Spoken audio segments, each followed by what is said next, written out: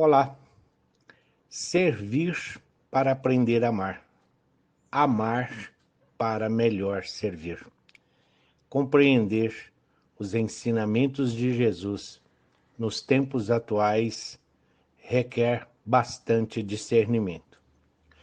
Muito amor e muita abnegação são necessários para aclamar esse ódio que está sendo disseminado nesta terra bendita que nos acolhe. São momentos graves, muito difíceis e que requer de todos nós recolhimento, reflexão, coerência entre a ação e os valores cristãos que nós possuímos. Pois é muito fácil hoje sucumbir diante das discussões e das discórdias que invariavelmente são alimentadas pelo personalismo muito em moda hoje em dia. Como agir diante de tantos desentendimentos e agressões verbais que hoje dão o tom nesses dias atuais que nós vivemos? Antes de ceder ao impulso de defender impetuosamente o nosso próprio ponto de vista, seja qual for ele, é prudente lembrar-se de que a caridade e a fraternidade devem permear a interação entre os homens, chamando sempre-nos a observar a importância do respeito ao próximo. Para tanto, cabem algumas ponderações que todos nós que se vê em frente a uma situação de embate, a uma situação de discórdia, todos nós podemos refletir. Primeiro, vamos considerar que todos os seres encarnados e, portanto, espíritos em processo ativo de evolução, então esse fato por si só já nos iguala aos seres humanos que estão em trânsito nesta terra. Somos todos iguais, sujeito às mesmas dificuldades e às mesmas divergências. Segundo, lembrar que ninguém é possuidor de conhecimento absoluto das leis que regem a vida, o que também nos coloca como indivíduos todos na mesma condição de aprendizes do Evangelho a caminho da luz. Terceiro, jamais esquecer que todos, sem exceção, são falíveis, o que significa que podem errar. Também, isso é, eles são suscetíveis a equívocos, a enganos. Portanto, somos todos iguais, tanto na imperfeição quanto na falibilidade. Tudo isso nos faz com que as verdades defendidas por uns, às vezes com postura até violenta, ou que as defendidas por outros não passam de impressões subjetivas, baseadas em conceitos precários da existência e do pouco conhecimento das leis divinas e do que é lei transitória neste mundo bendito. Para completar, todos os homens, quando falamos homens, estamos falando de encarnados, é espírito, é só uma colocação que segue de uma maneira geral. Quando todos os homens que ocupam igualmente o corpo físico, o corpo perecível, esse corpo de matéria, então, o que implica que a possibilidade de enfermidades ou de dores, não só físicas, emocionais, espirituais, mas, sobretudo, as dores morais, são decorrentes da imperícia com as responsabilidades das leis divinas que Jesus nos deixou como legado.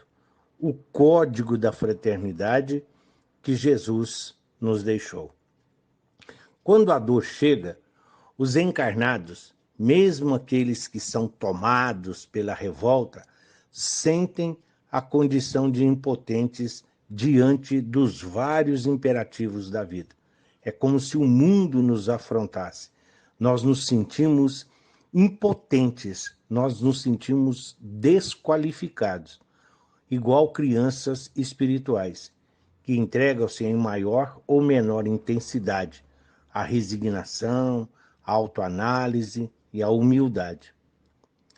Uns mais cedos ou outros à beira do desencarne, uns ainda enquanto estão caminhando aqui na saúde, na plenitude do físico, outros à beira da morte ou do desencarne, como queiram, ninguém deixa de enfrentar a verdade espiritual nessa passagem pela Terra.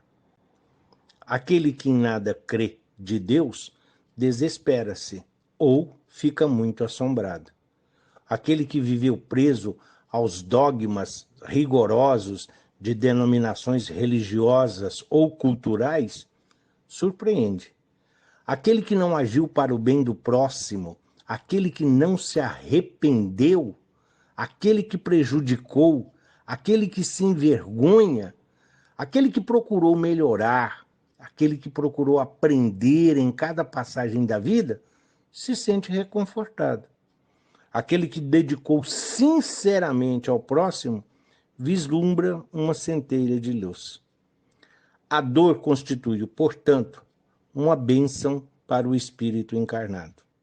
Não é de se estranhar que períodos tão difíceis como esse atual que nós estamos vivendo seja o palco para dores de todo tipo, individual, pessoal e mesmo coletivo. É o apelo do Criador, é o apelo do Todo-Poderoso, para que nós, seus filhos, desçamos dos degraus do orgulho, do individualismo e entreguemos-nos à fé, à união, à esperança, à tolerância, enfim, para que possa despertar um sopro de amor em nossos corações. Aí vem a pergunta inevitável. É possível evitar essas dores? Não se pode evitar a dor que é consequência da imprudência dos nossos próprios atos. Não se pode evitar a dor da nossa negligência e a não observância da lei divina que Jesus nos deixou. Se causamos dor a alguém, mais adiante nós sentiremos em resposta a dor regeneradora, em observância da lei de causa e efeito ou de ação e reação.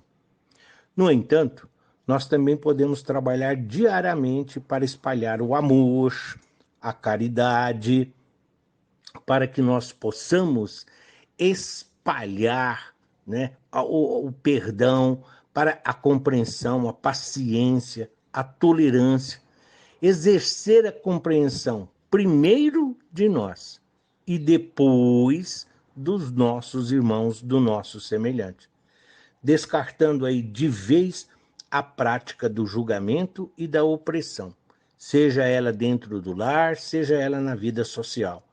Porque nós não só julgamos, nós condenamos e também já damos a sentença. Essa atitude é um poderoso recurso que ameniza as nossas dores e que pode ser usado sem limite, a qualquer tempo e em qualquer lugar. Portanto, podemos encerrar dizendo: em tempos tão difíceis, é urgente que os indivíduos se unam. É importantíssimo que os semelhantes sejam verdadeiramente irmãos de caminhada, companheiros de jornada, que estão aqui, assim como nós, para semear o respeito, a fraternidade e o amor, cada vez mais e sempre. Um adversário, um desafeto de hoje, é o irmão, é a mão amiga que vai nos socorrer amanhã. Hoje, vivendo a dor do nosso irmão, nós vamos reparando as dores do nosso pretérito. Se nós não podemos perdoar, desculpe, como nos ensinou o Chico. Se a situação ainda é difícil para perdão, pelo menos desculpe. Assim nós não ficamos algemados à situação que nos arrasta aí por muito tempo. Confiemos em Cristo, confiemos no Pai. A misericórdia divina, ela nos alcança sempre, desde que nós estejamos receptivos. Olhemos para o alto, olhemos para o infinito que aqui chamamos de céu. Nós não vamos ver Deus, mas Ele, em seu imenso amor e na sua misericórdia, Ele vai dizer: Filho meu, querido amado, eu te criei a minha imagem e semelhança.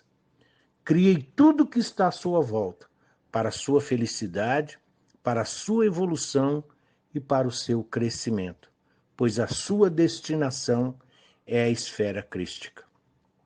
Então, que nós possamos, através do trabalho, do servir, do amar e do consolar, sermos dignos e merecedores de sermos chamados filhos de Deus.